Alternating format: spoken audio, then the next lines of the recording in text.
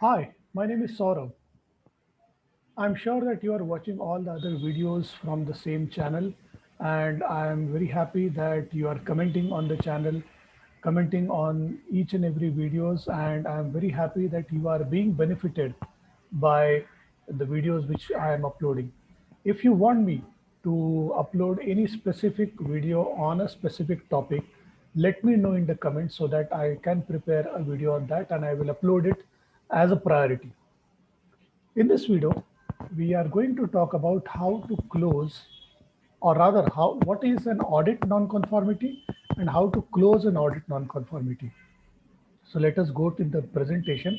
I will just share the presentation with you. This is a presentation on how to close a non-conformity and specifically how to close an audit non-conformity.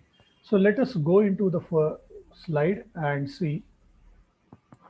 As I mentioned in the previous um, video also, that there are two types of non-conformities, and surely press the I icon, informatory icon, where you will be able to understand more about what is a product and service non-conformity.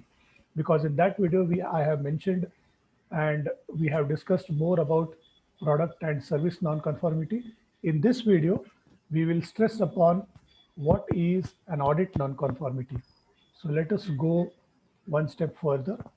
An audit non-conformity is a non-conformity which is identified by a client as a customer complaint, or while he is on a visit to our premises, or in an internal audit, or in an external certification or surveillance audit.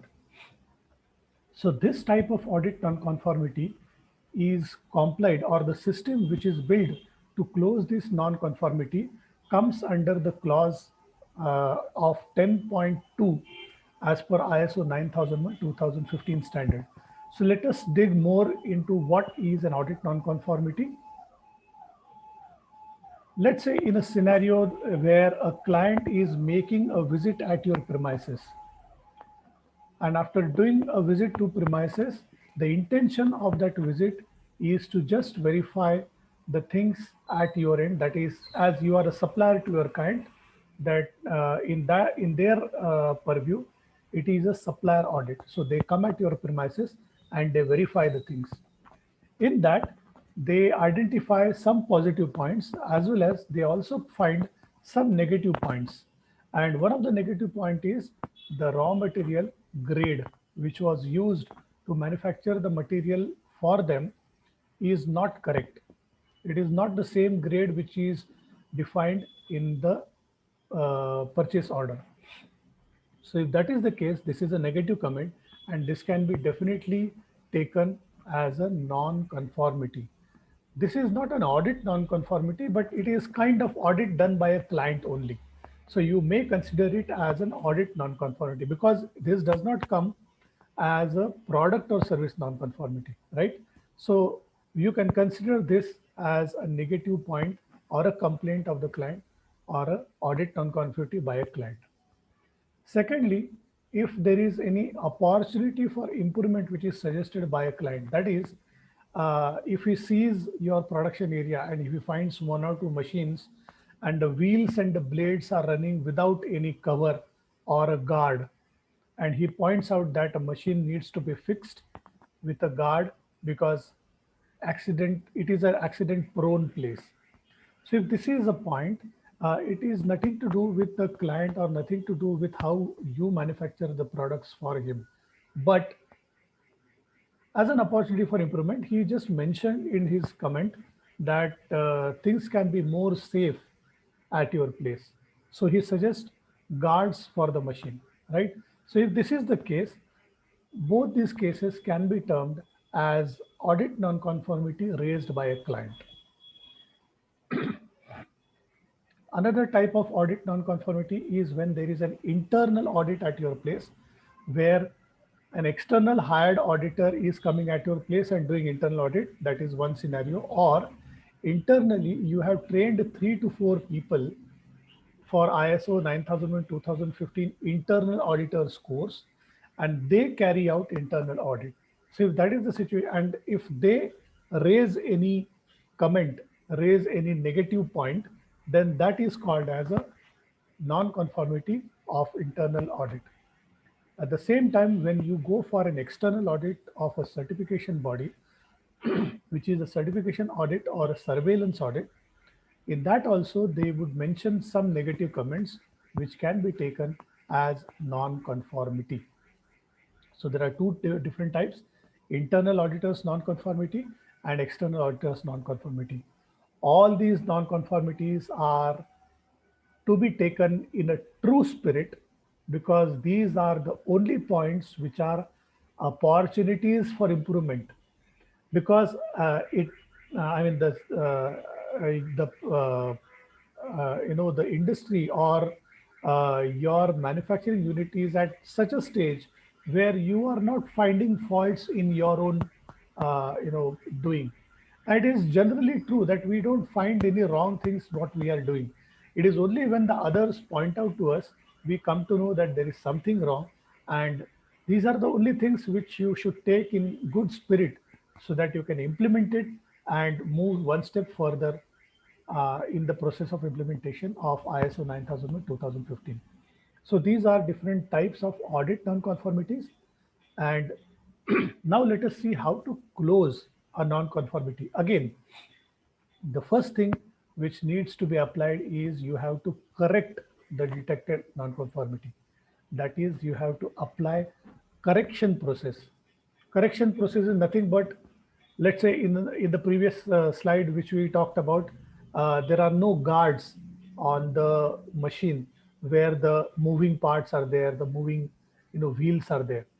If that is detected, you immediately close that non-conformity with a correction by manufacturing or fabricating guards for the machine and setting those guards on that machine so that your people are safe. But this is only a correction.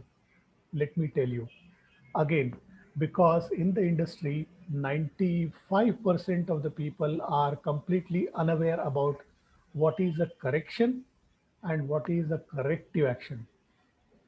Now, what you have just done by keeping the guards or welding the guards to the production area, which is a machine, this is only a correction. After that, you need to find out the root causes for that non-conformity which was detected. The root causes could be just anything. The guard got broke many years back, but it was not fitted. Then there were two, three minor accidents, but it was let gone. No, it was not detected. Or probably your machine is working heavy because of the deposition of dirt on that wheel, which is making the wheel not moving faster. All these things are root causes of the detected non-conformity. And actions on all these root causes are termed as corrective action. So when you apply a corrective action, it needs to be foolproof, where you are creating a system for this non-conformity not to crop up further in the future, not in the even in the near future, and not even in the farthest future. So you have to assign certain duties of examining the guards almost every day or probably every month, whatever is the case may be. At the same time, you have to have spares in place if at all possible, because it is a investment, or at least a fabricator in place. And painting should be done regularly to make it rust free and keep it rust free, because it may happen that over a period of time the welded point is getting rusted, and that is the reason the guard is getting off the machine, or probably the wheels are moving so fast, and because of that vibration it is coming out. It may happen. So you need to find out all those root causes which are, pointing towards this detected non-conformity. At the same time, laterally, you have to look at all the other machines, all the other things which are not guarded and they are unsafe to work. So all those unsafe issues also need to be closed with corrective actions. Only then we can say that a specific root causes were identified and the corrective actions are done, and the chance of this or related non-conformities cropping up again or recurring again is a very less possibility, or rather a zero possibility. If that is the case, then only we can say that an audit non-conformity is closed with very nice corrective action. Now I have a client who is jotting down each and every non-conformity raised by a client, internal non-conformity, external non-conformity, a product non-conformity, everything into different registers. And believe me, they have they have a, sort of rule that whenever any person is joining their organization, uh, you know, as a fresh candidate, he needs to go through all these registers, and they have kept these registers for last almost 5 to 6 years. So they have a heap of registers.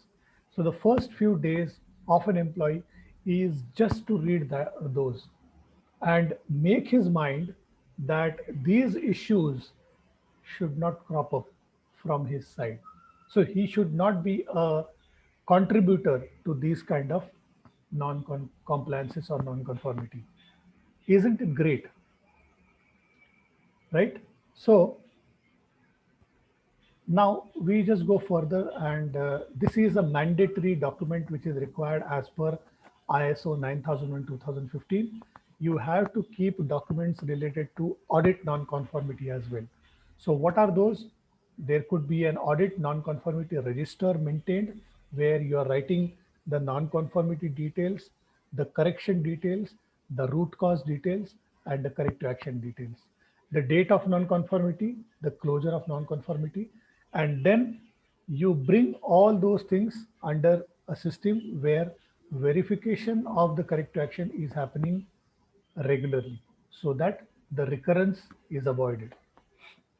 If you have a software, enter everything into that software, and most importantly prepare a corrective action report, which is a mandatory document as per ISO 9001 QMS standard. If you like this video, please press the like button, please subscribe the channel, and please also press the bell icon so that you will get a notification whenever a video is uploaded, and you will not miss any video. I am I hope that I am doing a very good contribution, but I would like to have a support of you, and let me know if at all you want any specific video on a specific topic to be done, or also if you want to comment negative. I mean, it is always possible that there could be negative comments. I am open for comments as well. Subscribe to my channel and stay tuned for another video. Thank you very much.